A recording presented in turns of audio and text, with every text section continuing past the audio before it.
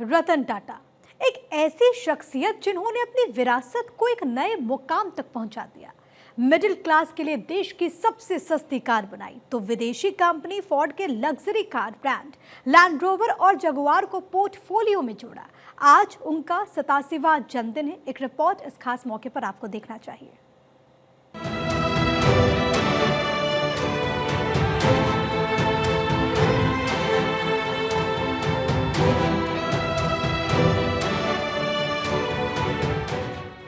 रतन टाटा एक ऐसे visionary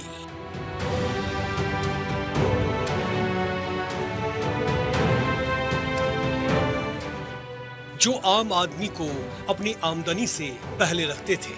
Anyway, I've said enough, ladies and gentlemen. Now, I give you the new car from Tata Motors, the people's car that everyone has been waiting for.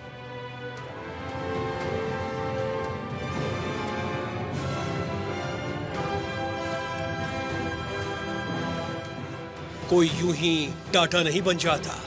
उन्हें चिंता थी आम आदमी की, उन्हें फिक्र थी देश की।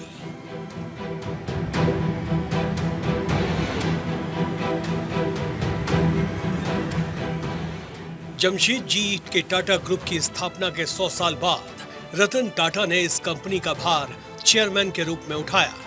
उनका नेतृत्व ऐसा कि फिर कंपनी के कई उतार चढ़ाव वाली चुनौतियों को आसानी से वो पार करते रहे।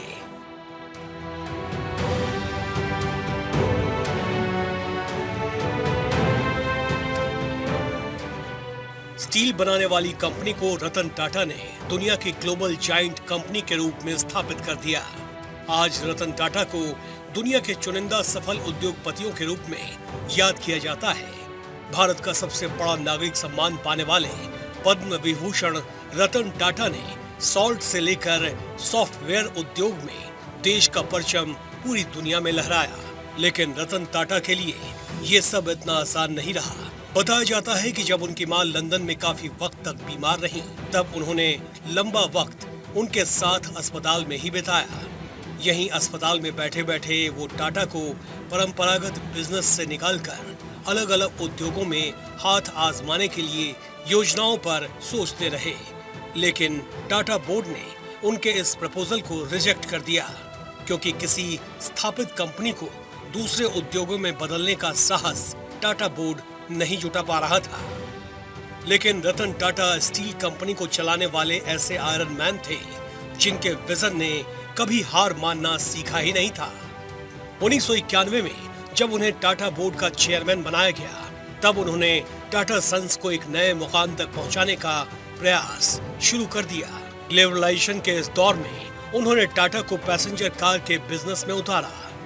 रतन टाटा ने अपने जीवन में कई ऐसी उपलब्धियां हासिल की है जो आज तक कोई नहीं कर सका।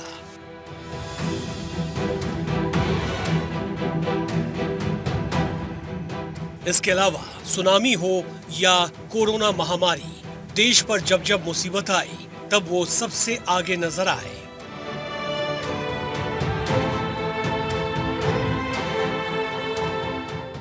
रतन टाटा 21 साल चेयरमैन रहे। टाटा ग्रुप का मुनाफा 50 गुना बढ़ गया। कोविड-19 महामारी के समय 500 करोड़ रुपए दान में दिए। टाटा ग्रुप शिक्षा, स्वास्थ्य सेवा और ग्रामीण विकास जैसे सेक्टर्स में काम करती है। पद्म भूषण और पद्म विभूषण से सम्मानित किए गए रतन टाटा, उनकी अगुवाई में ही टाटा ग्रुप ने देश की सबसे सस्ती कार लॉन्च की। कर्ज में फंसी एयर इंडिया को 18,000 करोड़ की कैश डील में खरीदा। बिजनेस में बेहद कामयाब रतन टाटा की निजी जिंदगी बेहद सादगी से भरी थी। अरबपति उद्योगपति होने के बाद भी रतन टाटा ने अपनी पूरी जिंदगी मुंबई में अपने छोटे से फ्लैट में ही गुजार दी। महान उद्योगपति रतन टाटा को भारत 24 की श्रद्धांजलि। Bureau report, Bharat 24।